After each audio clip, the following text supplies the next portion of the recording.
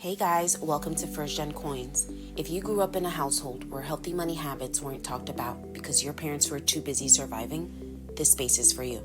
I wasn't taught about finances either, but now I'm learning, unlearning, and sharing every step. Join me as we break cycles, build knowledge, and create generational wealth, one lesson at a time. So let's get into it. When you're starting from the beginning, there's actually a step-by-step framework that can guide you. It might feel overwhelming at first because the flowchart is extensive, but don't worry, we're going to break it down piece by piece in this channel. Today specifically, we will talk about budgeting, assets, liabilities, and all these different big terms that people use and we have no idea what they're saying. Do you ever wonder where your paycheck disappears to? You're trying to save, and it's just not making any progress. That's because you lack something called discretionary income. Now, what is discretionary income? That's the money that you have left after paying your bills, your fun money per se.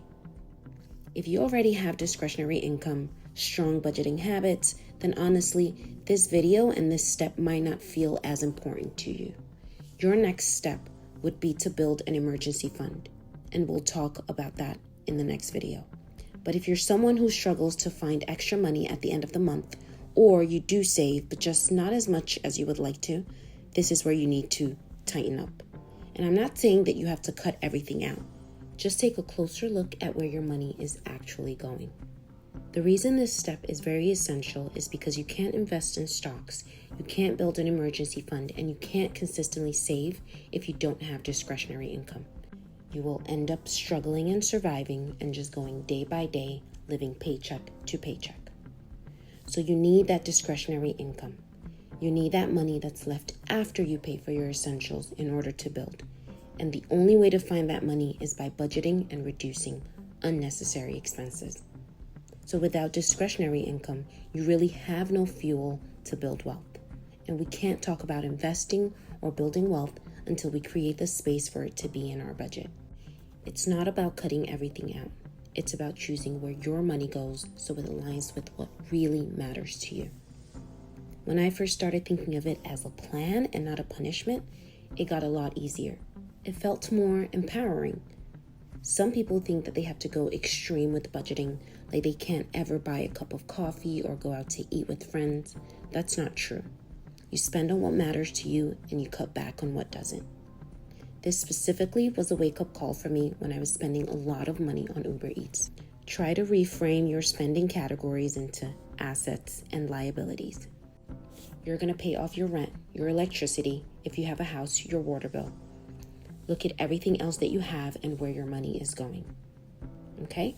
So these are the terms that we are going to define assets versus liabilities. Every time you spend money, ask yourself, is this an asset or a liability? When you make big purchases, impulsive purchases, think, is this an asset or a liability? An asset is something that helps you grow your wealth. It's money that works for you. This could be investing in your Roth IRA, taking a class to learn a new skill, or even paying for a course that you know will bring you a better income. A liability, on the other hand, is something that takes money away from you and does not give you anything back. This might be interest payments on that impulsive shopping, going out with friends and saying, let me just purchase this, or subscriptions that you don't even know you have. So this doesn't mean that you can't spend on fun or wants. It's just about being very mindful. The next time you buy something, pause and ask yourself, is this an asset that builds my future or a liability that slows me down? That mindset can change and shift everything. So now let's define budget. A budget is a list of what's coming in, which is your income, and what's going out, which are your expenses. That's it. It's a tool, not a trap. A budget tells your dollar where to go instead of wondering where they went. You want to keep track of everything that you spend, track your groceries, your Amazon orders. And while you're at it, you can set a realistic goal of how much to save a month. If you want to save $500 a month, but you're overspending by $300, that's not really realistic. The good news is you don't have to do this manually. A lot of banks, like Chase, already have a breakdown of your monthly spending into categories like food, entertainment, transportation. So look into that. Look to see if your bank also does that. And if not, there are plenty of apps that will let you link your bank account and help you track everything that you do. So there's Mint, You Need a Budget, Good Budget, Rocket Money, Monarch Money. So here's why it all matters. Every dollar that you make today and manage today is a dollar that can help you build tomorrow. And budgeting is just the first step in creating this wealth. First, by breaking the cycle. And if you feel guilty looking at your spending, that's okay, because it's not about shame, it's about learning. We are here to grow together.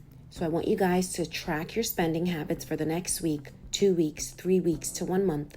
Look at what you're spending and how much you're saving, which is what's most important. Build small habits that stick.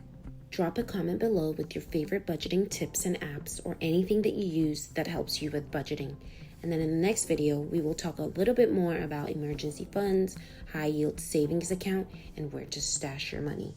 Make sure you guys comment, like, and subscribe, and we'll see you in the next video. Thanks. Bye.